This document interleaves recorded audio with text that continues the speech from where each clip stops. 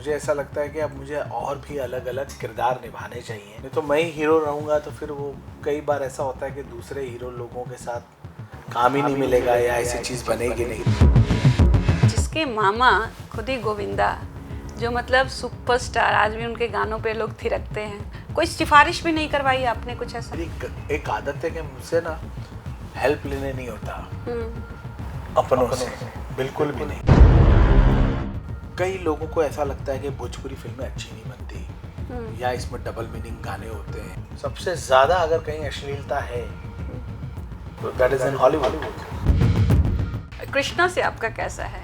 कृष्णा और मेरा भी थोड़ा सा मनमुटाव, थोड़ा। कश्मीरा से बातचीत होती है? कश्मीरा एक ऐसी एनर्जी है, आपकी ऐसी की तैसी कर देगी। हाँ। या बहुत भड़क जाएगी, तो इसलिए मैं उससे थोड़ा दूर भी रहता हूँ। पवन सिंह के साथ आपने काम किया है या नहीं अब तक? मैंने ऐसे कई फिल्में बहुत स्टार्स के साथ छोड़ दी। जब मैं सोलो फिल्में कर रहा हूँ तो फिर मैं इन लोगों के साथ जुड़ के क्यों मैं अपनी ऐसी की तैसी करूँ।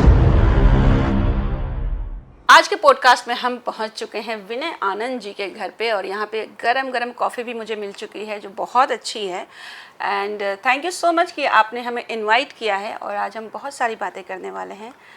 थैंक यू सो मच, मुझे अपने पॉडकास्ट में आपने बुला लिया, मतलब हम आ गए आपने हम इनवाइट किया और हम आ गए, कॉफ़ी भी पी रहे हैं, देखिए। तो ये एक्चुअली हम दोनों का ही फ़ायदा है कि भाई हमें भी अपने बारे में बोलने के लिए, अपनी बातें रखने के लिए मौका मिलेगा। क्योंकि शादी करने के बाद तो पत्नी बोलने देती नहीं है। ओहो, तो कहीं तो मैं भी कुछ बात करूंगा ना। अरे भाई, तब तो हम शुरुआत यहीं से करेंगे। क्या सच में शादी के बाद पत्नी ने आपकी बोलती बंद कर दी? नहीं, ऐसा तो नहीं हुआ है with the grace of God. लेकिन मैंने हमेशा देखा है कि कुछ ऐसे हस्बैंड वाइफ के जोक्स जो होते हैं लोग बड़े इंजॉय करते हैं क्योंकि जिनकी नई नई शादी हुई होती है वो अपनी लाइफ एडजस्ट करने में उनको टाइम लगता है। और कुछ लोग होते हैं बेचारे जिनकी लाइफ आफ्टर मैरिज थोड़ी गंभीर भी हो जाती है जी। और लाइफ क्या चीज़ होती है ये इतना आसान नहीं होता। आप मामा और मामी की भी देख ही सकते हो कि कितनी सारी चीज़ें अप्स एंड डाउन्स जीवन में चलता है। जी। तो सभी का जो है कभी सुख दुख, थोड़ा संघर्षमय जीवन, थोड़ा फिर स्मूथ हो जाता है फिर चीज़ें। तो लाइफ इज़ नॉट इजी, इतना तो मैं समझ गया हूँ। लेकिन अब भी आपकी लाइफ में बहुत इंटरेस्टिंग चीज़ें चल रही हैं, अच्छे अच्छे शोज आ रहे हैं, मूवीज आ रही हैं। कहाँ से शुरू करें? एसीपी विक्रांत अभी फिलहाल एसीपी विक्रांत रिलीज़ हुई है कटिंग ओटीटी ऐप पर। और मुझे खुशी है कि मैंने कुछ अलग तरीके का रोल निभाया जो कि इतना सरल नज़र नहीं आता है। और बहुत सारे शेड्स हैं मेरे रोल में। लेकिन अभी यही बात है कि आप एक ऐसी आयु में आ जाते हो जहाँ आप 20-25 वर्ष के नहीं रहते कि भाई आपको जब देखो तो हमारे इंडियन सिनेमा में लोग हमेशा हीरो बन के ही रहना चाहते हैं। और बेशक बाल उड़ जाए विग पहन के या बाल जितने भी सफ़ेद हो जाए काले करके, वो वही 20-25-30 की लाइफ जीना चाहते हैं। मैं भी जीना चाहता हूँ, लेकिन मैं चाहता हूँ कि अलग अलग। अब मुझे ऐसा लगता है कि इतना काम करने के बाद, since I am in this industry from past 27 years now, जी। 27 वर्ष हो गए, तो मुझे ऐसा लगता है कि अब मुझे और भी अलग अलग किरदार निभाने चाहिए ताकि मैं और भी जो कई सुपरस्टार्स हैं और एक्टर्स हैं उन सभी के साथ मैं एक फ्रेम में आ सकूं। नहीं तो मैं ही हीरो रहूँगा तो फिर वो कई बार ऐसा होता है कि दूसरे हीरो लोगों के साथ काम ही नहीं मिलेगा या ऐसी चीज़ बनेगी नहीं। और मैं कब मुझे ऐसा लगता है मैं कब सलमान खान साहब के साथ मुझे कोई स्क्रीन शेयर करने का मौका मिलेगा या अक्षय कुमार जी के साथ मिलेगा। ठीक है, हमने अपने भोजपुरी इंडस्ट्री में कई फिल्में की, लेकिन एक ऐसा भी तो वक्त आना चाहिए मेरी ज़िंदगी में जहाँ मुझे लगे कि चलो मुझे ये सुपरस्टार्स के साथ, किंग खान, SRK जी के साथ, शाहरुख खान साहब के साथ भी मुझे कोई ऐसी अपॉर्चुनिटी मिले जहाँ मैं उनकी फिल्म में नज़र आऊँ।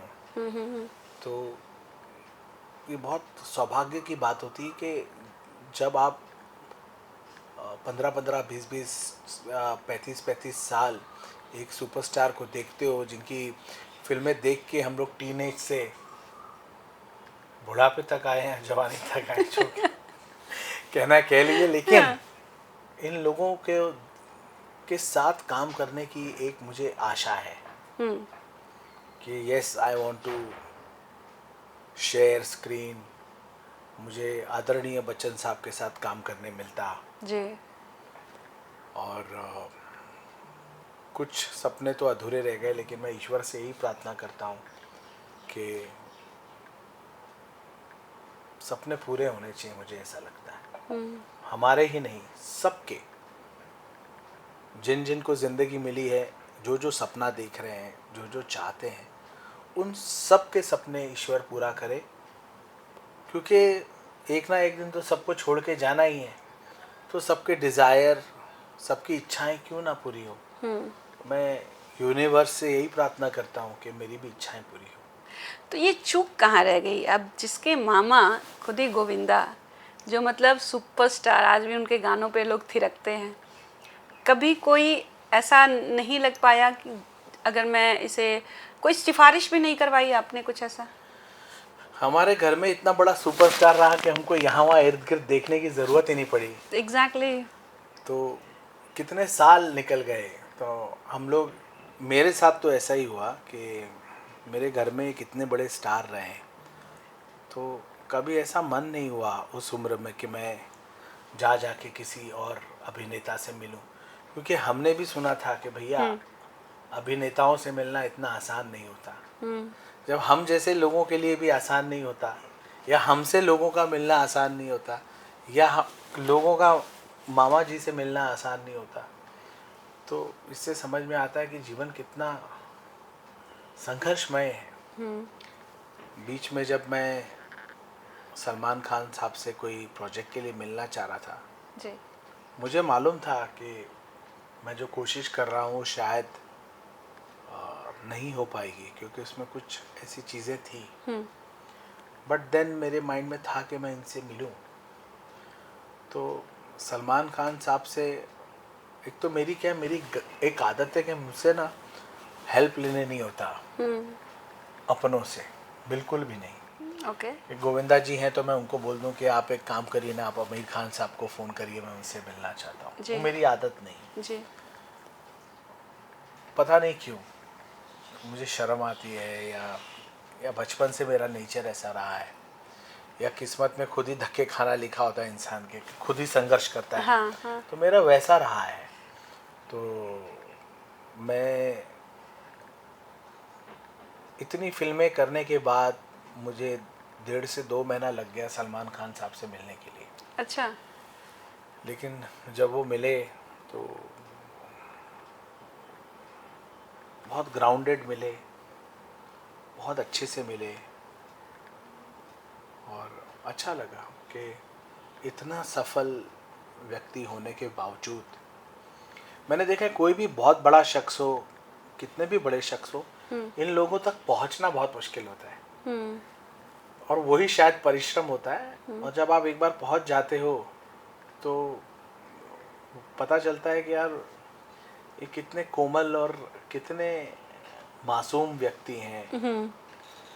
आर्टिस्ट मासूम होता है लेकिन उनके इर्द गिर्द के लोग जो होते हैं वो चीज़ों को इतना मैनिपुलेट करके इतना टफ बना देते हैं कभी कभी, और शायद वही तरीका होगा और क्रिएट करने का। हाँ, बट मैंने देखा है कि जो सुपरस्टार बनता है, जो स्टार होता है, उसका मन कहीं ना कहीं सॉफ्ट होता है, इसमें कोई शक नहीं। इंसान ही तो होता है वो भी। हाँ, इमोशंस तो होते लेकिन हैं हम ना? बहुत इंसानों से मिलते हैं, बहुत श्रूड भी मिलते हैं हमको, बहुत बिजनेस माइंडेड लोग होते हैं। लेकिन मैंने देखा है कुछ आर्टिस्ट होते हैं जो बहुत सेंसिटिव और बहुत समझते हैं एक कलाकार को। तो सलमान खान वाली बात बनी कि नहीं फिर जब आप मिले तो? नहीं, मैं मिला, वो प्रोजेक्ट मुझे मालूम था नहीं हो पाएगा, लेकिन मुझे खुशी मिली कि मैं सलमान खान साहब से मिला। अच्छा। हाँ, ही is a very nice man. और उनकी बातें और उनकी चीज़ें, और एक मुझे ये एहसास हुआ कि सलमान खान साहब कितने भी बिजी हों, अगर हम लोग सोचते हैं कि हमको दुनिया की खबर है तो उनको भी बराबर है। मतलब हम सोचते हैं ना कि यार टाइम नहीं होगा, जी ये बहुत बड़े सुपरस्टार हैं, इनके पास कहाँ टाइम होगा। जी। ऐसा नहीं है, उनको सब पता होता है हमारे इर्द गिर्द क्या बातें हो रही है, कौन क्या बात कर रहा है, या कहाँ क्या गड़बड़ है, या सोसाइटी में क्या हो रहा है। तो सब बहुत अलर्ट होते हैं। सबकी ये खबर मैंने, रखते हैं। हाँ, खबर रखते हैं। और अच्छा लगता है कि इतना अपना काम करने के बावजूद समाज में क्या हो रहा है, या कौन कैसा है, या किसी का काम पसंद आ रहा है क्या, सब खबर है सबको। ये देख के अच्छा लगा मुझे। आपकी एक और मूवी आने वाली है जो हॉरर है, जी, बताइए प्लीज। अभी जो फिल्म आने वाली है, अभी तो एसीपी विक्रांत चल ही रही है, और कोविड आ गया था जीवन में, जी। और कोविड के समय में हम लोग सब घर में बहुत बैठ गए थे, तो मन बड़ा घबरा सा गया था। लेकिन एक आर्टिस्ट को जब इतना बैठा दिया जाए तो वो ऐसे बैठेगा नहीं, कुछ ना कुछ सोचेगा। तो बहुत सोचने के बाद हम लोगों ने, मैंने, मेरी वाइफ ने ये मूवी डिज़ाइन की, क्योंकि मेरी वाइफ भी प्रभुदेवा को असिस्ट कर चुकी हैं wow. For direction Rambo Rajkumar cinema में। अच्छा। और उससे पहले भोजपुरी इंडस्ट्री में और मेरे कुछ एल्बम्स वो एज अ कोरियोग्राफर कर चुकी थी, तो कुछ 100 गाने तो कर ही चुकी थी। अच्छा। तो मुझे पता था कि मेरी वाइफ का माइंड अच्छा है, तो कई बार उनकी राय भी मैं लेता रहता हूँ। वो कहती हैं कि ये ऐसा नहीं, ऐसा ऐसा नहीं, ऐसा। तो मैं ध्यान देता हूँ अपनी वाइफ पे कि कहना क्या चाह रही है, क्योंकि हमें मालूम है कि समाज में लोगों के पास कहाँ वक्त है सबके लिए अच्छा सोचने के लिए। तो चलो, हमारी अर्धांगी हैं, एक ही बस में सवार है, हमारा कुछ गड़बड़ होगा तो इनका भी होगा, तो गलत तो कहेंगी नहीं। What a risk.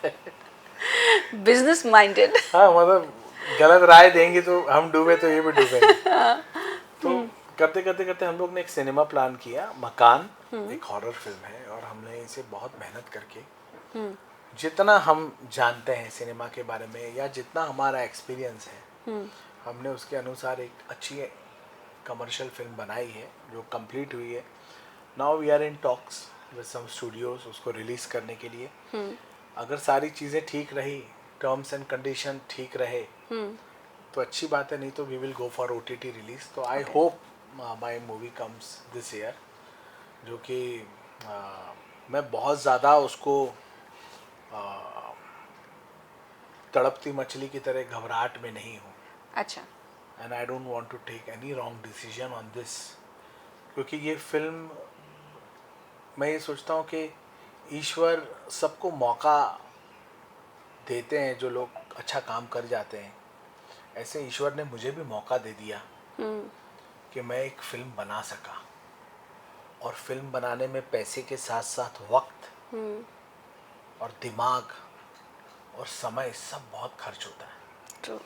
और मैं यही सोचता हूँ कि we are thankful to God that God has given this opportunity to us, so that we can also create our cinema. और हमारा सिनेमा भी, चलो, एक लगेगा कि भाई यहाँ विनय आनंद का ये थॉट है, ज्योति आनंद का थॉट है।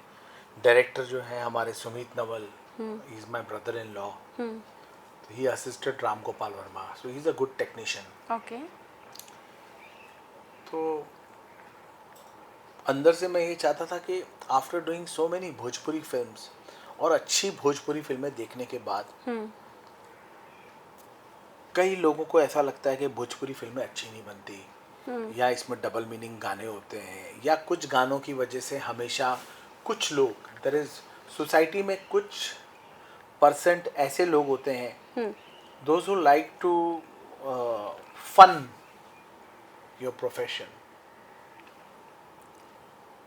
मतलब उनको वो समझ में नहीं आता है कि आज भोजपुरी सिनेमा बन रही है, तो भोजपुरी सिनेमा एक बहुत ज़्यादा देखने वाली ऑडियंस के लिए बन रही है। कुछ लोगों की वजह से हमेशा एक अश्लीलता का आरोप लगाया गया, और मैं हमेशा बहुत लड़ा हूँ। मैंने 60-70 भोजपुरी फिल्में की, हमेशा मैंने जवाब दिया है जब मुझसे पूछा गया अश्लीलता के ऊपर और चीज़ों के ऊपर। मैंने हमेशा यही कहा कि हॉलीवुड में अश्लीलता दिखाई जाती है। सबसे ज़्यादा अगर कहीं अश्लीलता है तो दैट इज़ इन हॉलीवुड। लेकिन उनकी और अच्छी चीज़ों को आप देखते हो और उनकी एक बुरी चीज़ों को आप ढक देते हो just because it's a international film. नहीं तो हॉलीवुड फिल्म्स ऐसी होती हैं जो आप अपने बच्चों के साथ भी नहीं देख नहीं सकते। तो हमारे भोजपुरी फिल्म इंडस्ट्री को हमेशा दबाया गया, चीज़ें इस तरह से की गई। फिर मुझे ये लगता है कि कहीं ना कहीं सबको यही डर लगा रहता है। एक दुकानदार को हमेशा ये डर लगा रहता है कि मेरे बगल वाले की दुकान ज़्यादा चलेगी तो मेरा सफाया हो जाएगा। तो वही वाला हाल भोजपुरी के साथ हुआ है।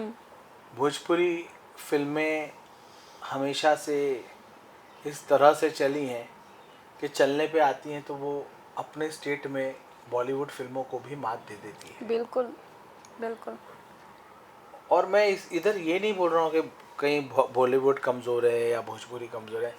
ये हमें समझना पड़ेगा कि देखो एक हर चीज़ की एक ऑडियंस है। आज आप तमिल फिल्म इंडस्ट्री के जो व्यूवर्स हैं या चेन्नई में जितनी जनता रहती है, अब मैं उनको अपनी भोजपुरी पिक्चर तो थोप नहीं सकता कि आप देखो। बिल्कुल। वो पॉसिबल तब हो सकता है कि if I dub my film और वो देख लें तो देख लें। या मुझे तो यहाँ के कोई बॉलीवुड स्टार की फ़ोटो चेन्नई में दूर दूर तक नज़र नहीं आती जब तक कि वो कल्याण ज्वेलर्स की ऐड ना हो। तो कहने का मेरा अर्थ है कि हर जगह एक ऑडियंस है जो लोग देखते हैं। तो ये सारी चीज़ें मैं जानता था, चीज़ें हो रही थी, और मैं हमेशा ये चाहता था कि यार मैं तो बॉलीवुड से गया था भोजपुरी में, और वो तो ईश्वर की बड़ी बड़ी कृपा है कि मुझे वहाँ पसंद कर लिया, वहाँ मुझे एक्सेप्ट कर लिया, मैं काम कर गया। जहाँ इतना जात पात की बातें लोग करते हैं, लेकिन बिलीव मी मेरे साथ कभी भी मेरी ऑडियंस ने ऐसा नहीं किया कि मुझे इतना भी कम प्यार किया हो। कि मेरे को हमेशा प्यार मिला, मेरी फिल्में लोग देखने आए, भर भर के हाउसफुल रहा है मेरा सिनेमा, और मुझे भर भर के काम भी मिला। तो ये जब तक व्यवसाय बिजनेस इंडस्ट्री चलती है तो सब चीज़ें सही चलती हैं। और ये अक्सर होता है कि हर रीजनल सिनेमा का कुछ पीरियड चलता है which is very very good, and sometimes the business goes down, ups and downs चलते रहते हैं। तो कोविड में भोजपुरी का बिजनेस थिएट्रिकल ख़राब हो गया था, और सारे मल्टीप्लेक्सेस, सारे सिंगल स्क्रीन थिएटर्स तोड़ के ये लोग मल्टीप्लेक्सेस बनाने में लगे हुए हैं। और भोजपुरी के साथ भी कुछ पॉलिटिक्स हुई है जो मैं जानता हूँ। अच्छा। कि हमेशा कुछ लोगों ने ट्राई किया कि नई फिल्म को इमीडिएटली सैटेलाइट में दिखा दिया जाए, हालांकि उनको ये परोसा गया कि हम आपको लेटेस्ट फिल्म दे रहे हैं, और ये सैटेलाइट वालों ने परोसा। और कहीं ना कहीं जो माइलस्टोन्स गोल्डन फिल्म्स थी जो थोड़ी ओल्ड थी वो दिखाया नहीं गया। अच्छा। और नई नई फिल्मों को, मतलब जो अभी 2 हफ्ता पहले रिलीज हुई है, हाँ। वो इमीडिएटली टीवी पे आ गई, तो लोगों को घर घर में नई फिल्म देखने को मिल रही ये है। हो गया। फिर जब ये बंद होने लगे थिएटर, तो इमीडिएटली इन लोगों ने उसको सैटेलाइट पे ले आए अपने फायदे के लिए, पूरा शिफ्ट हो गया। तो यहाँ सैटेलाइट वालों का फायदा चल रहा था। इन लोगों ने थिएट्रिकल पे ध्यान नहीं दिया, क्योंकि थिएट्रिकल की हालत मल्टीप्लेक्सेस जैसी थी नहीं कि भाई टिकट कट रहा है, डिजिटल कट रहा है। तो जो डिजिटलाइज थिएट्रिकल नहीं होने की वजह से और उस वक्त सरकार का सपोर्ट नहीं मिलने की वजह से जो theatrical market of Bhojpuri cinema down चली गई। और आज टेलीविज़न की दुनिया में भोजपुरी इंडस्ट्री चल रही है और आप और हम सब ये जानते हैं कि टेलीविज़न में ज़्यादातर महिला प्रधान चीज़ें ही चलती हैं। महिला रोती है, टीआरपी ऊपर जाती है। नहीं, क्योंकि घर घर में तो महिला है ना। हाँ। आदमी तो बेचारा, हम लोग तो बैल हैं बेचारे, काम पे लगे रहते हैं। हम लोग तो बाहर काम पे जाते हैं। महिला भी बहुत काम करती है, लेकिन for relaxation she gets few hours in the afternoon और in night after work. Yes. तो वो तो देखती ही है। और अब क्या हो गया, सारी महिला प्रधान फिल्में छोटी छोटी बन रही हैं जो अभी चल रही हैं, but I think very soon ये करवट लेगा और भविष्य अच्छा नज़र आ रहा है मुझे। चेंजेस होते रहते हैं। तो ये बताइए, भोजपुरी की आपने बात करी तो भोजपुरी में भी बड़ी हलचल मची हुई है, स्पेशली पवन सिंह को लेकर। उनकी शादी वाला मामला तो चल ही रहा है, जो ज्योति वाला, प्लस वो एक परफॉर्मेंस के दौरान जो बैड टच वाला मामला था वो भी काफ़ी ऊपर आया। सो ये सब क्या है? पवन सिंह के साथ आपने काम किया है या नहीं अब तक? पवन भाई के साथ हमने एक फिल्म की थी, अखियाँ लड़िए गई। अच्छा। तो वो बहुत यंग और बहुत नए नए आए हुए थे। हाँ। उस वक्त मैं राज कर रहा था। अच्छा। और पवन सिंह हमारी फिल्म में थे। बहुत ज़्यादा हमारा इंटरेक्शन उनसे नहीं हुआ, लेकिन मैंने जितना उनको देखा, जाना, समझा, मुझे यही दिखाई दिया कि ये आदमी ज़मीन से तो जुड़ा हुआ है। अच्छा। और सुरीला व्यक्ति है। हाँ। और फिर उनका एक गाना भी चला हुआ था, लॉलीपॉप, अब तक चल रहा है भाई। और वो हमेशा चलेगा क्योंकि धमाल गाना है। तो इतना इंटरेक्शन हुआ। फिर उसके बाद हम कई रियलिटी शोज़ में मिले। पवन भाई ने हमेशा मुझे एक बड़े भाई का सम्मान दिया है। अच्छा। हाँ, अरे भैया, अरे थोड़ा सा ऐसे, थोड़ा गले लगेंगे थोड़ा। तो मेरे को हमेशा प्यार ही मिला है इन लोगों से। तो मुझे ऐसा कभी कुछ पवन सिंह से कोई प्रॉब्लम नज़र नहीं आई। मेरी ये प्रॉब्लम थी कि मैं वही सिनेमा हमेशा करना चाहता था जिसमें बराबर का रोल हो। अच्छा। तो बराबर के रोल में, सही रोल में, मेरे रोल में मैंने ऐसे कई फिल्में बहुत स्टार्स के साथ छोड़ दी। अच्छा। जहाँ मुझे लगता था कि यार मेरा रोल कमज़ोर है, इन लोगों का मजबूत है, क्योंकि ये लोग करंट स्टार चल रहे हैं और मैं अभी आया हूँ भोजपुरी में और आई एम डूइंग गुड, और मैं सोलो फिल्में कर रहा हूँ। तो फिर मैं ऐसे छोटे मोटे, छोटा तो नहीं होता था, मुझे कभी छोटा नहीं दिया रोल। हाँ। लेकिन ये होता था कि जब मैं सोलो फिल्में कर रहा हूँ तो फिर मैं इन लोगों के साथ जुड़ के क्यों मैं अपनी ऐसी की तैसी करूँ। तो मैंने कभी पैसा नहीं देखा। बहुत फिल्में छोड़ी हैं, मतलब 60 फिल्में की होंगी तो 60-70 फिल्में छोड़ी होंगी। बाप रे, इजी नहीं है इतना प्रोजेक्ट छोड़ना। हाँ, छोड़ा मैंने, बहुत छोड़ा। अच्छा। बहुत छोड़ा। लेकिन ये था कि मुझे ये मालूम था कि जहाँ मैं हूँ वो मुझे संभालना है और बिखरना नहीं है, क्योंकि अगर मैं बिखर जाऊँगा, सब फिल्में लूँगा, तो फिर वो चार्म भी नहीं रहेगा, वो चीज़ें भी नहीं रहेगी। तो जितना हम लोग चल सकते थे अपने मेहनत से और राजनीति से और चीज़ों को देखते समझते हुए, I think so we managed well. Yes. How about Khesari Lal and Dinesh Lal? इनका भी बहुत ऐसा पवन सिंह और खेसारी का चलता रहता है ना, कमेंट वगैरह बहुत कुछ। नहीं, वो खेसारी भाई का और निरहुआ भाई, सबसे पहले तो मैं आपको ये बता दूं कि हाँ। निरहुआ भाई से मेरी काफ़ी बातचीत होती रहती है। मतलब एक साथ एक दूसरे के साथ कुछ जोक शेयर करना। अच्छा। या इंस्टाग्राम पे कुछ रील्स भेज देना आपस में, वो भी भेजते हैं, मैं भी भेजता हूँ। हाँ। कुछ एक दूसरे, कुछ चर्चा, मास कम्युनिकेशन समाज को लेके आई, हम लोग का चलता रहता है। हाँ। तो एक ऐसा लगता है जैसे निरुआ और मैं कोई मेले के खोए हुए भाई हैं। अच्छा। वो वहाँ यादव समाज में पैदा हो गए और मैं यहाँ आनंद परिवार में पैदा हो गया, लेकिन पता नहीं, ऐसा लगता है वो अपनापन निरुआ भाई से जो मिलता है, और निरुआ मुझसे छोटे ही होंगे 2-3 महीना, जहाँ तक if I am not wrong, okay. या 1-1.5 साल। तो वो एक अपना यूपी का जो संस्कार है ना, वो निरुआ में भी कूट कूट के भरा हुआ है। तो वो कभी भी मुझे मिलते हैं तो ऐसा एक अपनापन लगता है, ऐसा नहीं लगता है कि ये कोई मैं किसी दूसरा है। हाँ, दूसरे व्यक्ति से मिल रहा हूँ, या कोई गेस्ट हैं, या एक दूसरे सुपरस्टार हैं। हाँ हाँ अरे आप कैसे हैं, मतलब ऐसा नहीं लगता, मतलब वो एकदम ऐसे गले लगे हुए हैं और हाँ। एकदम। लेकिन देखो ना विडंबना कैसी है, हम लोगों ने कभी साथ में काम नहीं किया, और ये है कि ईश्वर करे हम लोग कभी काम करें। तो हाँ। मैं यही बोलता हूँ, मैंने बोला दिनेश भाई देखो, हम लोग ने ऐसा कभी कुछ बना नहीं मामला कि हम लोग दोनों साथ में काम करें। तो ही इज़ अ लवली पर्सन, मतलब मैं ये बोलूँगा कि निरुआ इज़ अ वंडरफुल पर्सन।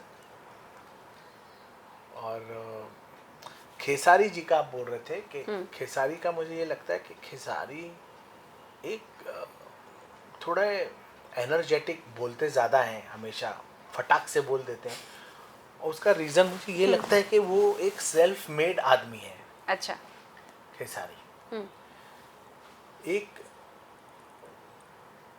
भैंस चराने से लेके और दूध बेचने तक, जो वो कहते हैं कि मैं भैंसिया में बैठ के दूध बेचता था, एक ऐसे आदमी की जर्नी, अगर आप खेसारी भाई को 15 साल पहले देखोगे कि कैसे दिखते थे, 20 साल पहले दिखते थे, और अब देखोगे तो दिखेगा कि खेसारी लाल ने अपने पे बहुत काम किया है। He has really worked hard. तो एक आदमी गाना गाते गाते गाते गाते, संघर्ष करते करते सुपरस्टार बनता है, तो वो एक वॉरियर है अपने आप में। यस। तो वो एक हाथ में हमेशा खेसारी लाल यादव की तलवार रहती है, जो दिखाई नहीं देती, मिस्टर इंडिया वाली तलवार है। तो वो अपने आप को ऐसे रखते हैं हमेशा। मेरे में और खेसारी में फ़र्क ये है कि जितनी पॉलिटिक्स खेसारी लाल के साथ हुई, वो पॉलिटिकल हुई थी। अच्छा। लेकिन हेल्दी कंपटीशन में वो सारी पॉलिटिक्स मेरे साथ हुई। अच्छा। और जो जो कर सकता था, कोई पीछे नहीं हटा। लेकिन हमने कभी भी अपनी जबान से हाँ। लूज टॉक नहीं किया किसी के लिए। ओके। हम पी गए महादेव की तरह, जहर पी के मैं लड़ता रहा। बहुत सारी चीज़ें लोगों ने कही, शायद वो गलत भी कही होंगी या मिसकम्युनिकेट रॉन्ग किया होगा, लेकिन मैं लड़ता रहा। और खेसारी का मुझे एक बहुत इज्जत है कि ये आदमी करते करते करते करते खेसारी लाल यादव बने हैं। काफ़ी मेहनत उन्होंने भी की है। तो ऐसे आदमी की मुझे बहुत इज्जत है। जो चलो आर्टिस्ट बहुत लोग बनते हैं, डांस करते हैं, वो करते हैं, लेकिन उनकी भी एक जर्नी है। एक इस तरह से गलियों से निकल के गाना गा के क्या क्या क्या क्या क्या क्या करके आज खेसारी लाल यादव बनना भी कोई मामूली बात नहीं। ये बात तो सही है, स्ट्रगल है, जर्नी है। और रही बात दिनेश जी और उनका जो ये हुआ, वो एक पॉलिटिकल वाला मामला था जहाँ और उस वक्त तो वो एक मुद्दे वाली बात भी थी कि इन्होंने बोल दिया कि राम मंदिर क्यों बनाना है, आप हॉस्पिटल बनाओ। देखिए, राम मंदिर हमारा जीवन का एक इमोशन है। ये बात सही है। एक सम्मान की बात थी। हाँ। तो ज़्यादातर लोग यही चाहते हैं कि भाई हमारे धर्म में हमारे ईश्वर को या हमारे भगवान को सम्मान मिले। इसमें कोई खराब बात नहीं है। बिल्कुल नहीं। अगर मुस्लिम्स चाहते हैं कि दरगाह बने, बहुत अच्छी बात है, बने, ज़रूर बने, बनना चाहिए। क्रिश्चियंस चाहते हैं भाई उनका चर्च बने, बने, बहुत अच्छी बात है, ज़रूर बनना चाहिए। ऐसे ही चाहते हैं राम मंदिर बने, वहाँ राम मंदिर, वहाँ राम जी थे, बहुत अच्छी बात है। अब राम मंदिर के लिए बोल दिया उन्होंने और वो मुद्दा बन गया। और जिस वक्त बोला है उस वक्त ये अकेले लड़ रहे थे और एक तरफ हमारे तीनों ब्रह्मा विष्णु महेश लगे हुए थे, खेसारी नहीं, दिनेश जी, अपने दिनेश जी, मनोज जी, रवि भाई, ये हाँ। तीनों बीजेपी में थे। और वहाँ से बजरंग बली भी आ गए, पवन सिंह। अभी वो तो है। हाँ। तो मतलब इस चारों लोग लगे हुए थे बीजेपी में और ये भाई हमारे खेसारी राम मंदिर के लिए अलग बोल के फंस गए। हाँ। तो मैं ये मानता हूँ कि खेसारी लाल यादव हार जाए ये कोई मामूली बात नहीं है। खेसारी लाल यादव का हीरोइज्म और उनका भी स्टार पावर मैं देख चुका हूँ, कोई कम नहीं है। लेकिन ये भी कोई शक नहीं है कि यहाँ हमारे 4 धुरंधर थे। तो ये तो पॉलिटिकल चीज़ है और मुझे नहीं लगता कि दोनों आपस में कोई पर्सनल ये रखते होंगे। हाँ। लेकिन भाई अभी सीधी सी बात है, अब अपनी अपनी पार्टी का पक्ष लेना है। और जैसे कि हम सुनते ही हैं कि पार्लियामेंट में ममता दीदी का और मोदी जी का बाहर क्या चल रहा है, चलता ही रहता है। अब वो कहीं पार्लियामेंट में बाहर मिल गए हैं तो सब अच्छे से मिल रहे हैं। हाँ। तो ये सब तो राजनीति में होता है। तो I don't think so film industry में इससे कोई फर्क किसी पड़ता को, हाँ, कोई हीरो या किसी से कुछ बैर नहीं करेगा। I don't think so. Nepotism की बात करते हैं, आती है इंडस्ट्री में कि नेपोटिज्म है, बहुत ज़्यादा नेपोटिज्म है। आपको कभी इसका फ़ायदा हुआ? मामा जी इंडस्ट्री में थे तो। मेरे मामा जी ने तो यही किया कि एक तो हमारे साथ काम कर लिया, यही बहुत बड़ी बात कर ली। क्योंकि एक ऐसे वो जब सुपरस्टार नंबर 1 चल रहे थे तो हालांकि हर हीरो सुपरस्टार है, लेकिन इसमें कोई शक नहीं है कि किसी व्यक्ति का एक ऐसा दौर आता है जब वो नंबर 1 कहलाया जाता है। बिल्कुल। बीच में किंग खान थे, बाद में फिर सलमान भाई भी बन गए कि अब ये नंबर 1 है जी। तो ये होता है। अब ऐसा थोड़ी है कि सलमान खान नंबर 1 बने तो किंग खान नहीं है, वो तो है ही, उनकी अपनी पोजीशन है। हाँ। लेकिन फिर भी एक ऐसी मार्केट में हवा चलती रहती है कि लोग बता देते हैं ये नंबर 1 है। तो जब ऐसे गोविंदा जी का चल रहा था कि ये नंबर 1 है, तो बहुत सारी फिल्में उन्हें आती थी, वो नहीं करते थे, बहुत सारी चीज़ें थी उसमें। उनके मन में ये दया भाव आना कि भाई हमारे भांजे हैं, इनके लिए गेस्ट अपीयरेंस हमें करना चाहिए या इस सिनेमा का मुझे हिस्सा बनना चाहिए। तो चाहे वो कोई भी उनका हो, उन्होंने हमारे साथ हमें सपोर्ट उस वक्त किया, उसके लिए मैं उन्हें हमेशा धन्यवाद करूँगा। कृष्णा से आपका कैसा है? कृष्णा बहुत अच्छा है, लेकिन कृष्णा और मेरा भी थोड़ा सा मनमुटाव, थोड़ा 6 महीना मनमुटाव चलता है, फिर 6 महीना हम दोनों सामने से मेरे अंदर बहुत याद आ जाएगी अभिषेक की, तो मैं कृष्णा अभिषेक को फ़ोन करूँगा या उसको याद आ जाएगी तो करेगा। फिर 6-7 महीना हम साथ में बहुत घूमेंगे। तो अभी ये कौन सा फेज है? अभी आप लोग टच में? अभी हम टच में नहीं थे, लेकिन अब फिर टच में हो गए हैं। हो गए। और ये मनमुटाव के रीजंस तो क्या? मनमुटाव कुछ नहीं होता, वो छोटी छोटी बातों पे होता है। जैसे 2 भाइयों में हो जाता है, या 2 कजिन में हो जाता है, किसी का कुछ चीज़ अच्छी नहीं लग रहा या कुछ चीज़ें छोटी छोटी बातें, तो ऐसे कोई बहुत महान मुद्दे नहीं होते, या कोई बहुत बड़ा डिस्प्यूट हो गया आपस में या मुद्दा हो गया है, बहुत छोटी छोटी चीज़ें, तो it's a part of life. लेकिन बेसिकली अगर मैं कृष्णा की बात करूं तो कृष्णा बहुत अच्छा लड़का है, बहुत प्यारा लड़का है। उसके मन में अपने जिनके साथ वो काम करता है, जीवन बिताता है, वो उनके साथ खड़ा रहता है and out of the way खड़ा रहता है। तो आज कृष्णा अभिषेक अपने आर्ट से तो लोगों का दिल जीत ही रहा है, इसमें कोई शक नहीं है। Is a fantastic actor, but बहुत कम लोग ये जानते हैं कि कृष्णा अभिषेक एक बहुत अच्छा इंसान है, बहुत ही अच्छा इंसान। तो ही इज अ गुड गाय। मतलब बेसिकली हम कृष्णा अभिषेक को 10 में 10 मार्क्स एज ए ह्यूमन भी देंगे कि he is a good guy. Kashmira से बातचीत होती है? कश्मीरा से मेरा बहुत अच्छा बात होता है। अच्छा। लेकिन बहुत अच्छा का मतलब ये नहीं है कि हम मैसेज में लगे ही रहते हैं दोनों।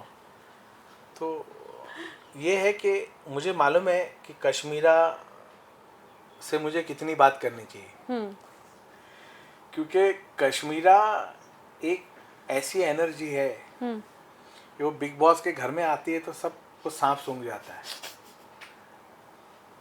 तो कश्मीरा के लिए मैं हमेशा यही बोलता हूँ कि वो एक ऐसा नारियल है जो ऊपर से बहुत कड़क है और अंदर से बहुत नरम है।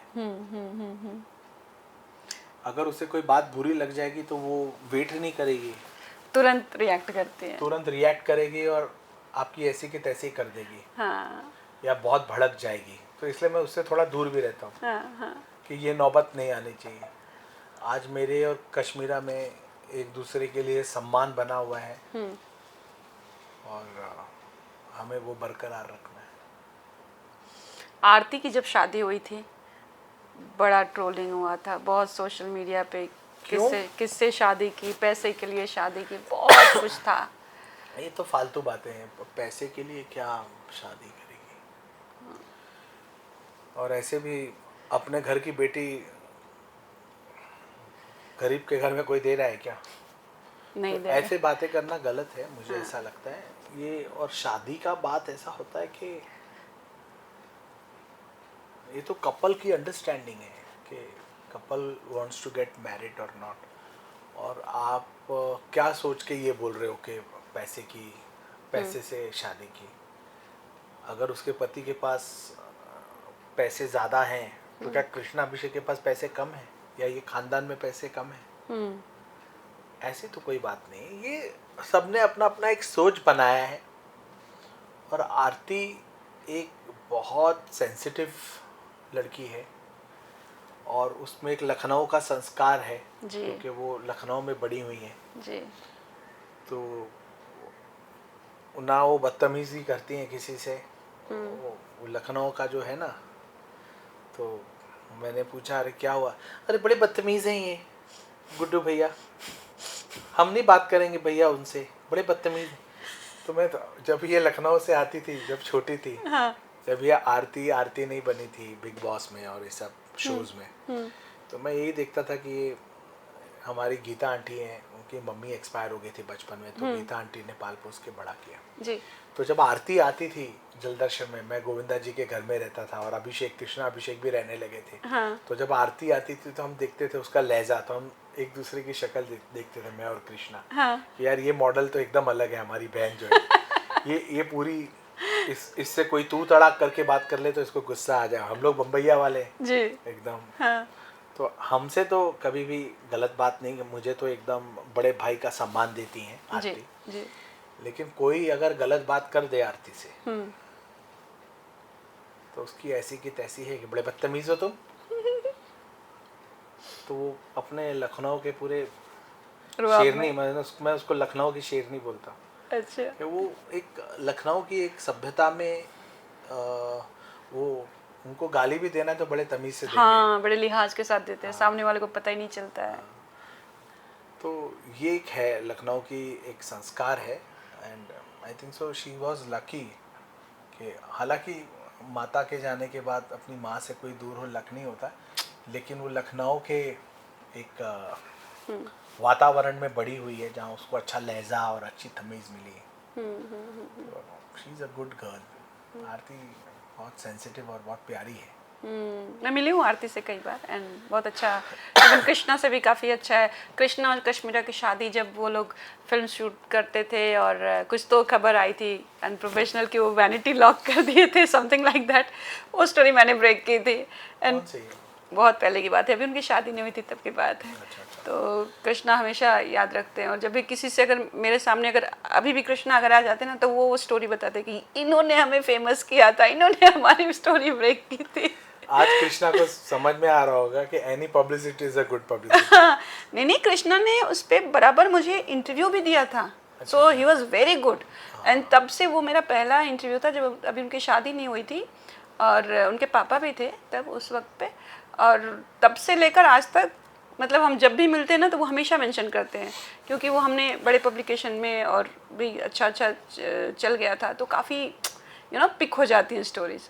तो कृष्णा टेलीविज़न इंडस्ट्री में उसको जो पहले पहले सपोर्ट मिला वो कश्मीरा की वजह से मिला। हाँ कश्मीरा एक रिनाउंड घर घर में नेम थी बिग जी बॉस और ये जी सब जी चीज़ें करने जी। के बाद। और कहीं ना कहीं मैं यही बोलूँगा कि Kashmira is been lucky for Krishna. वो टैलेंट है, सारी चीज़ें हैं, लेकिन उसका ग्राफ हमेशा ऊपर ही रहा। जी जब से वो टेलीविज़न इंडस्ट्री में आया है इज़ बिन वेरी सक्सेसफुल। मुझे ऐसा लगता है कि अभिषेक का टैलेंट तो है, कृष्णा अभिषेक का, लेकिन कहीं ना कहीं उसके जीवन में जो लक है वो कश्मीरा शाह है, मुझे ऐसा लगता है। That's really great. अभी बताइए मामा मामी, मतलब गोविंदा जी की लाइफ, जो इतने रिस्पेक्टेड पर्सन, ऐसा लग रहा था ना कुछ, अगर हम ऑलमोस्ट 1 साल होने को आए रहेंगे अब तो, या ज़्यादा ही, पूरी पब्लिक प्लेस पे बिखर गई है। लोग जिसको ना बात करनी हो वो भी बात करना शुरू कर दिए, अफेयर की बातें, फिर सुनीता जी ने अपने ब्लॉग में बहुत कुछ बोल दिया। ये क्या है, डिवोर्स तक, मतलब ऐसा लग रहा था कि बस अब डिवोर्स हो गया है। गोविंदा जी के अफेयर की तो इतनी बात हो गई कि मुझे लगता है मैं क्या कर रहा हूँ। रिग्रेट तो नहीं फील कर रहे हैं कि मैं कहा? नहीं मतलब होता है ना थोड़ा सा, भाई हम भी रहना चाहते हैं गर्मी में आए, तो हमें लगता है ना कि यार मामा इतनी सुर्खियाँ बटोर रहे हैं या क्या सच्चाई है, सब पूछ रहे हैं क्या सच्चाई है। तो हम लोगों को लगता है कि यार जो हम लोगों का आना चाहिए था वो मामा का आ रहा है। देखो हमसे 15 साल बड़े हैं लेकिन देखो कितने एनर्जी में बने हुए हैं, तो थोड़ा सा कॉम्प्लेक्स फील तो होगा ना भैया, क्या करें। होगा कि नहीं होगा बताइए आप।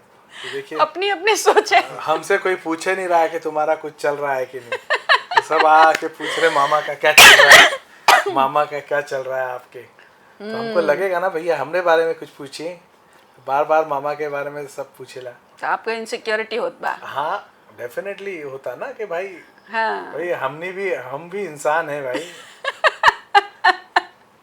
हमसे भी कोई पूछे हमारा कोई अफेयर है कि नहीं। तो आपका है? ना ना भाई, अब लोखंड वाला में रह रहे हैं, बोईसर थोड़ी शिफ्ट होना है पालघर के आगे। हमको अपनी पत्नी से बहुत डर लगता है भाई, हम चुपचाप अपने कक्ष में बैठे हुए हैं शांति से।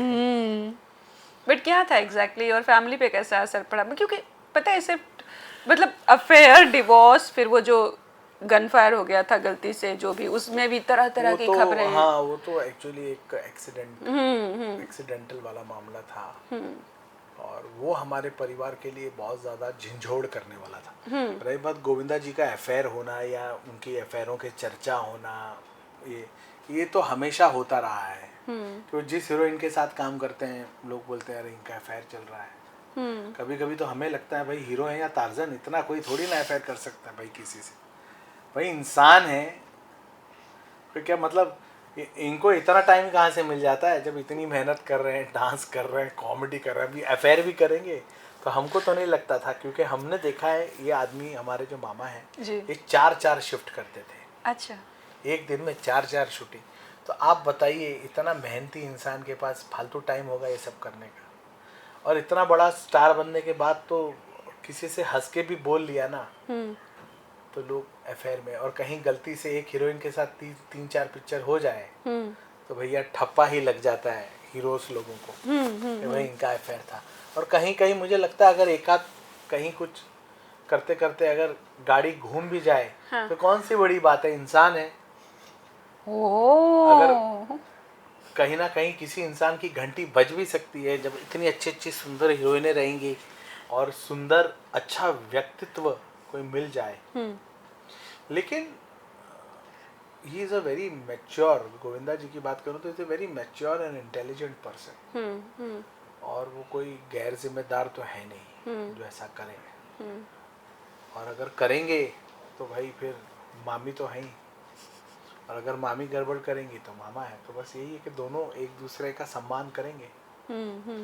और देखिए भगवान ना करे किसी का बुरा होना लिखा है ना, भगवान माफ़ करे, कान पकड़ के बोलता हूँ। तो जिनका नहीं होना होता है वो तो कब से टूट जाता है, आप तो जानती हैं।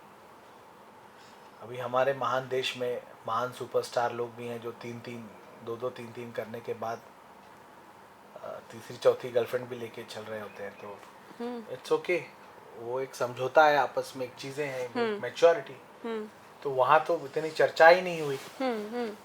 कहाँ किस कौन सुपरस्टार की चर्चा हो रही है? मुझे आप एक बात बताइए, कौन सा ऐसा प्रेजेंट स्टार है हमारे बॉलीवुड इंडस्ट्री में जिसकी अफेयर पे इतनी चर्चा हो रही है? मुझे बताइए, आप कोई है? एक नाम तो लीजिए।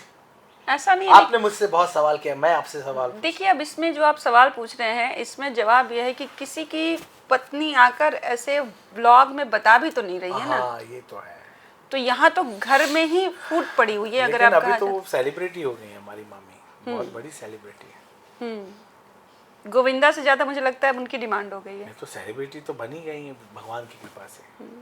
तो ये बताइए, आप घर के हैं, आप साथ में रहे हैं, जैसे आपने बताया गोविंदा जी सज्जन पुरुष हैं, ये भी आप मानते हैं, ठीक है। अब ये बात कहाँ से उठ गई और क्यों हो गई कि इसको पब्लिक प्लेस पर वीडियो के जरिए, मीडिया के जरिए इसको बाहर लाई जाए? नहीं, अभी ऐसा नहीं है। अभी देखिए, होता कैसा है कि अब उनसे कोई पूछेगा उनके मन की बात, तो वो तो जवाब देंगी ही। यही हो रहा है और कुछ नहीं। अब जितने पॉडकास्ट होंगे, लोग सुनीता जी से पूछेंगे, सुनीता मामी से, कि भाई क्या हुआ था, तो वो तो बोलेंगी। बट कुछ हुआ था तभी तो पूछ रहे हैं ना, प्रॉब्लम ये है। तो मैं यही बोल रहा हूँ कि हमने अपने मामा से पूछा था, उन्होंने बोला था ऐसी कोई बात नहीं है। अच्छा। और मामी से पूछने की भाई हमारी हिम्मत नहीं होती। लेकिन अपनी मामी के बारे में मैं आपको यही बोलूँगा कि हमारा उन्होंने बहुत अच्छे से ख्याल रखा। और जब तक मैं जलदर्शन में था, मुझे बहुत उन्होंने प्यार दिया, बहुत सम्मान दिया। कभी ऐसा नहीं कहा कि भांजा है तो ये यहाँ क्यों रुक रहा है। अच्छा। या हमने कभी अपने घर में ऐसी कोई चीज़ को लेके झगड़ा नहीं सुना कि भाई ये क्यों रह रहे हैं, हाँ। आप क्यों इन्हें पाल रहे हो। तो हमारी मामी ने अपना फ़र्ज़ हमेशा पूरा किया। और आज भी ठीक है, आपस में कुछ हुआ होगा, लड़ाई हुई होगी, या ये मुझे लगता है सब एस्ट्रोलॉजिकली भी चीज़ें होती हैं। अभी देखिए, वो इतनी हार्श भी नहीं है। अब भगवान की कृपा से I am seeing her that she is going to shows, she is working, so I feel very very very happy seeing हर।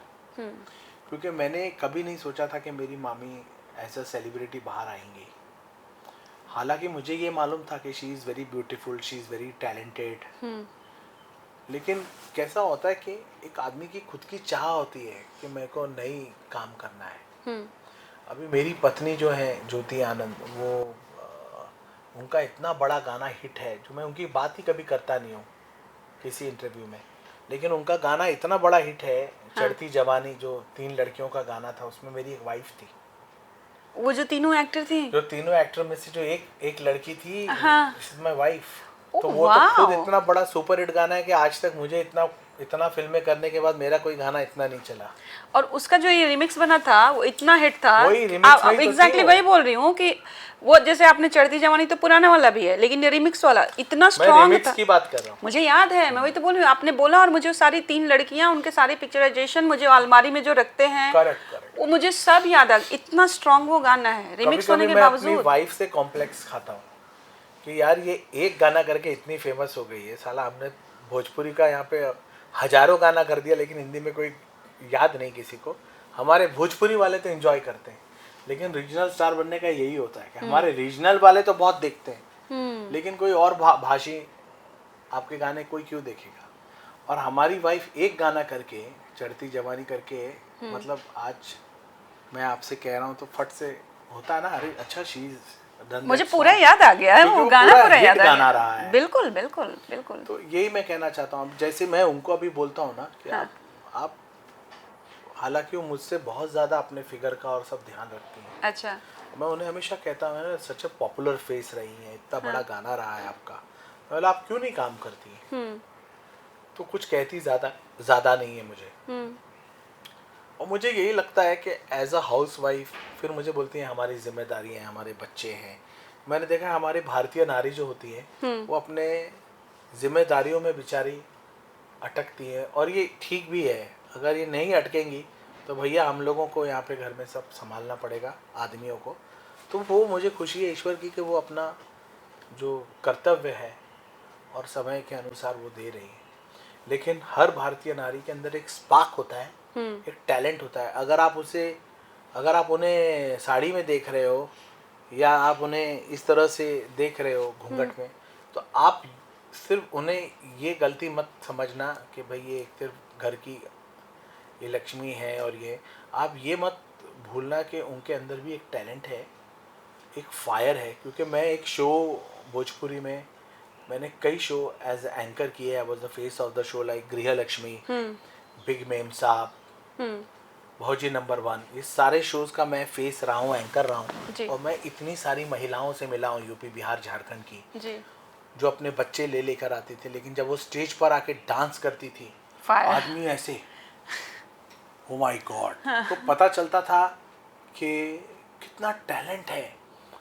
और मैं उन सारे हस्बैंड्स को हमेशा बहुत इज्जत देता था, नमस्कार करता था, प्रणाम करता था। मैंने बोला भाई, और वो अपना बच्चा लेके बैठे हुए हैं और हमारी भौजी हैं जो मेम साहब है वो डांस कर रही हैं, और वो सपोर्ट करने के लिए आते थे कि मेरी पत्नी के अंदर कहीं ना कहीं वो ड्रीम है और उसे ये मंच मिल रहा है अपना आर्ट दिखाने का, और वो अप्रिशिएट करते थे और उनकी पूरी फैमिली आती थी।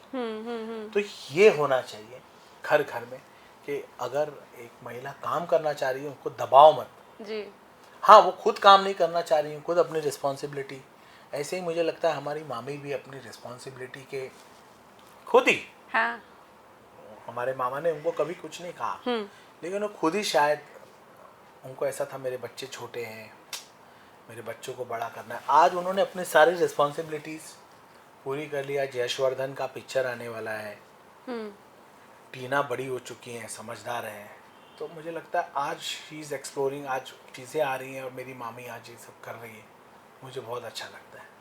आपने एक वर्ड मेंशन किया था, एस्ट्रोलॉजी।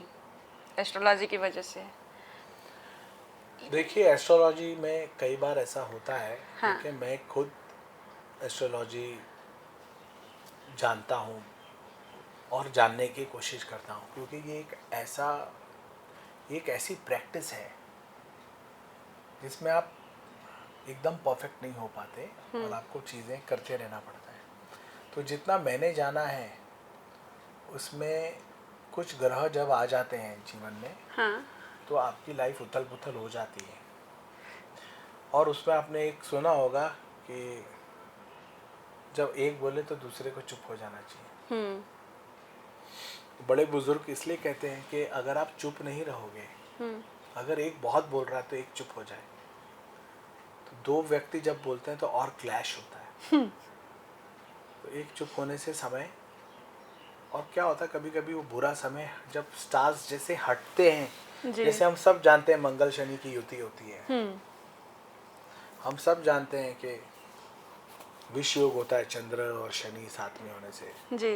तो ऐसी बहुत सारी चीज़ें हैं। अब हमारे एस्ट्रोलॉजर्स बता देते हैं भाई अभी ऐसा होगा, देखना वॉर होगी, और वॉर हो जाती है। दो देशों में वॉर हो जाती है तो दो इंसान क्या महत्व रखेंगे। मतलब कहने का मतलब है कि जब ग्रह खराब हो तो देशों में लड़ाई हो जाती है, व्हाट आई मीन टू से। तो दो इंसान में भी हो सकती है ना। तो यहाँ किसका ग्रह खराब आपको दिख रहा है? क्योंकि सुनीता जी तो बहुत सक्सेस पे है। नहीं, गोविंदा जी तो, सुनीता जी से अब गोविंदा जी का क्या कंपेयर करें। वो एक महिला है, एक आदरणीय, वो अपनी जगह है। गोविंदा जी एक सुपरस्टार हैं। वो आदमी तो सिर्फ खड़े रहने के लाखों रुपए ले लेता है, उनके लिए हम क्या बोलेंगे। ग्रह किसके खराब है आपके हिसाब से? ग्रह तो दोनों के ही खराब होंगे, अगर भगवान ना करे कुछ आपत्ति हो जाए या एक दूसरे का। आज मैं एक बात जानता हूँ कि आज अगर मेरी पत्नी 2 दिन मुझसे मुंह बना ले तो मुझे फ्रिज में से बर्फ लाके सर पे रखना पड़ता है। मैं ऐसा बैठता हूँ, कुछ हो गया 2 दिन, भगवान ने ऐसा बात कभी हुई नहीं, लेकिन कभी कुछ बात हो जाए जी, तो हमारा एक बर्फ हमने रखा हुआ है फ्रिज में, वो हम सर पे रख लेते हैं। तो ये है, हम कितना भी हीरो बनेंगे पर्दे पे, जब किसी के जीवन में कोई भी चीज़ ऐसी हो तो किसी का मन पत्थर का नहीं है, और गोविंदा जी जैसे आदमी का तो बिल्कुल भी नहीं। He is an actor, is a very sensitive person. और महिला का सम्मान करना, माँ की पूजा करने से लेके उन्होंने सब कुछ किया। आज हमारी मामी कितनी भी नाराज़ हो, लेकिन वो हमेशा यही कहती हैं कि गोविंदा जैसा बेटा नहीं। क्यों कहती है? क्योंकि कहीं ना कहीं उनको मालूम है कि ये इंसान अच्छे हैं, और इतना कुछ होने के बाद भी मेरे मामा क्यों नहीं मामी के लिए कुछ कहते। तो दोनों में प्यार बराबर का है। आई थिंक एक क्लैरिफिकेशन जो गोविंदा ने दिया था, सुनीता जी ने पंडित लोगों के बारे में कुछ बोल दिया था कि उनको बहका देते हैं, पूजा पाठ पैसे लेते हैं उनके नाम पे, जिसपे गोविंदा ने एक वीडियो रिलीज की थी और माफी मांगी थोड़ा थी। सा मामी का थोड़ा सा गुस्से में कहना हो गया। देखिए, पूजा पाठ करना, चीज़ें करना, ये गोविंदा जी का डिसीजन होता है। आज कोई पंडित आके उनको कहेगा कि आप ये कर लीजिए तो ही वो करेंगे, ऐसा नहीं है। तो पूजा करना, कराना, ये गोविंदा जी का निर्णय है। आज मुझे कोई बोले भैया 10 लाख की पूजा कर लीजिए, तो हम बोले अरे भैया हमको इतना पैसा खर्चा नहीं करना है, हमको बाल बच्चा।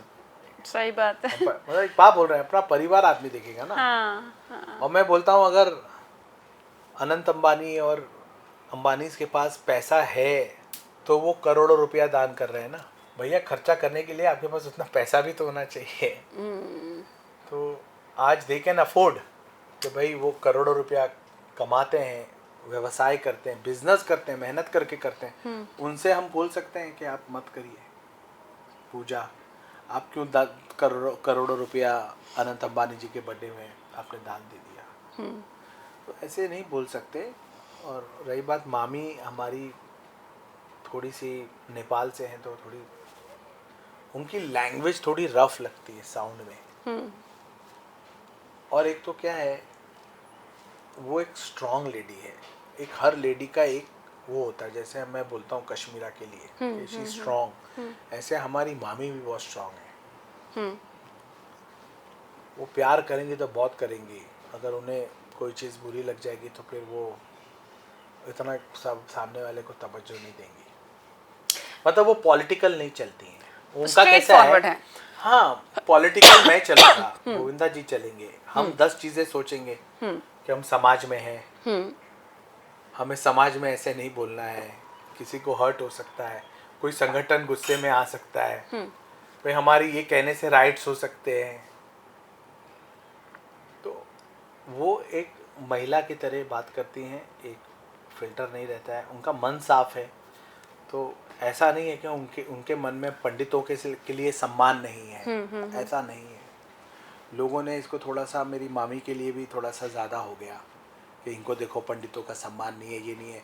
अगर उनको पंडितों का सम्मान नहीं होता तो वो इतना जाके पूजा पाठ करती।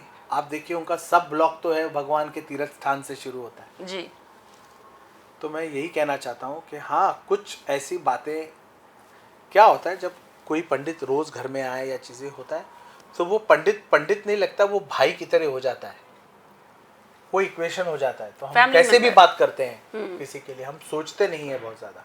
तो उन्होंने बिना सोचे समझे हमारे पंडित जी के लिए ऐसे बोल दिया। हालांकि सम्मान उनके मन में भी उनके लिए उतना ही है, लेकिन ये मुझे लगता है कहीं पति और पत्नी की इरिटेशन के शिकार हमारे पंडित जी हो गए। नहीं तो उनका हम सब सम्मान करते हैं, वो खुद सम्मान करती हैं और वो खुद इतनी स्पिरिचुअल हैं हमारी मामी। ये पूजा पाठ कराना, बार बार जाना, तीर्थ स्थान जाना, माता रानी को मानना, तो हमारा पूरा परिवार एकदम स्पिरिचुअल है। ये कहीं कहीं देखिए, कुछ अगर भगवान ना करे किसी के समय खराब है और कुछ नहीं, सब अच्छे हैं, समय जब खराब होता है। वो कितना अच्छा गाना अभी जो फिल्म हिट हुई है इसकी, नहीं चंगी पांडे के, वो कुछ लगते हैं आहन पांडे, मुझे नहीं पता। तो आहन पांडे का वो जो गाना है, जो किशोर दा का गाना था, सैयारा तू तो, कौन सा गाना है? हाँ, सैयारा मूवी का द टाइटल सॉन्ग। सैयारा तू तो बदला नहीं है, मौसम जरा सा रूठा हुआ है, तो जो मौसम रूठा हुआ है, जब मौसम रूठा हुआ होता है तो सब चीज़ें गड़बड़ होती है, यही कहूँगा। एक चीज़ और पूछना चाहूँगी इस पे, ये भी हो रहा था कि गोविंदा किसी शादी में डांस करते हुए नजर आए, तो बहुत ट्रोलिंग हुई, बहुत पॉइंट ऑफ व्यूज रखे गए विदाउट क्वेश्चन, मतलब क्रॉस चेक किए हुए, होता है ना कि वेरीफाई कर लें कि क्या था। लेकिन फिर भी हुआ कि भाई इनके पास तो पैसे ही नहीं है, बैंक करप्ट हो गए हैं, अब ऐसी नौबत आ गई है कि इनको शादी में डांस करना पड़ रहा है। अरे भैया हमको भी शादी में बुला लो, अरे भैया हम भी शादी में नाचना चाहते हैं। अरे भाई एक्टर को जब इतना पैसा मिल रहा हो, इतना सम्मान मिल रहा हो, तो काहे नहीं डांस करेंगे वो शादी में। और शादी में डांस करना है या फिल्म फेयर के मंच पे करना है, ये उनका अपना खुद का अधिकार है। और गोविंदा जैसे सुपरस्टार वो फिल्म फेयर में डांस करते हैं, तो रणवीर सिंह और अर्जुन कपूर और कितने सारे सुपरस्टार्स और भी जो हैं इतना सम्मान देते हैं। आप देखिए फिल्म फेयर का जो लास्ट टाइम हुआ था या 2 साल पहले हुआ था, आई डोंट रिमेम्बर, लेकिन कितना सम्मान। बिल्कुल। तो फिल्म इंडस्ट्री भी उनको बहुत प्यार करती है गोविंदा जी की वजह से कि वो काम क्यों नहीं कर रहे हैं। और गोविंदा जी का ये कहना है कि हमें वैसा रोल मिलेगा, वैसी चीज़ें मिलेगी तो हम करेंगे। किस तरह का रोल वो करना चाहते हैं, कुछ आइडिया है आप? जैसे उन्होंने पार्टनर में किया, वो कोई भी सुपरस्टार के साथ बराबर रोल करना चाहेंगे। मैं यही कहना चाहता हूँ आपके चैनल के माध्यम से कि भाई किसी सुपरस्टार को गोविंदा जी को लेना है तो जो रोल आप कर रहे हो या जो रोल भेज रहे हो, पहले ये देख लेना कि अगर वो रोल आपको मिलेगा तो आप करना चाहोगे कि नहीं। है ना। तो जब आपको लगेगा कि आप बहुत बड़े सुपरस्टार हैं और आप ये रोल कर सकते हो, तो आप उनको रोल भेजना वो ज़रूर करेंगे। चलिए, अब आपके बारे में थोड़ी और बात कर लेते हैं। कैसा रहा आपका जर्नी बचपन से अब तक? स्ट्रगल था बहुत ज़्यादा, या ऐसा होता है कि चांदी का चम्मच, सोने का चम्मच लेकर पैदा मैं तो होना? अब भी स्ट्रगल कर रहा हूँ, बहुत ज़्यादा स्ट्रगल कर रहा हूँ, क्योंकि जितने पैसे मैं कमाता हूँ कुछ ना कुछ खरीदने में लग जाते हैं और मेरा अकाउंट खाली हो जाता है। जब हमने घर बनाया तो अकाउंट खाली हो गया, फिर फार्म हाउस बनाया तो अकाउंट खाली हो गया। तो हम लोग कुछ भी करेंगे तो अकाउंट खाली हो ही जाता है। हम कलाकार हैं, हर महीना तो हमारे पास पगार आती नहीं है जी। तो हम फिर स्ट्रगलर हैं और हम अच्छे रोल की तलाश में हैं। अभी तक मैं बिजी था एसीपी विक्रांत में, मकान में, दोनों कंप्लीट हो चुकी है। और अब मैं एक हाई लेवल का स्ट्रगलर हूँ जो वेट कर रहा है कि उसको एक बहुत अच्छा रोल आएगा तो ही वो करेगा। अच्छा। क्योंकि मैं ऐसे बहुत काम ठुकरा चुका हूँ हाँ। जो मुझे लगता है कि this is not great for me. Okay. तो वहाँ पैसे भी मिल रहे होते हैं तो बहुत तकलीफ होती है कि यार पैसों की आवश्यकता है लेकिन अब कर नहीं पा रहे हैं। और बहुत हमने काम छोड़ा है, बहुत गलतियाँ की है और समय बहुत बीत गया है और अभी भी जीवन बाकी है।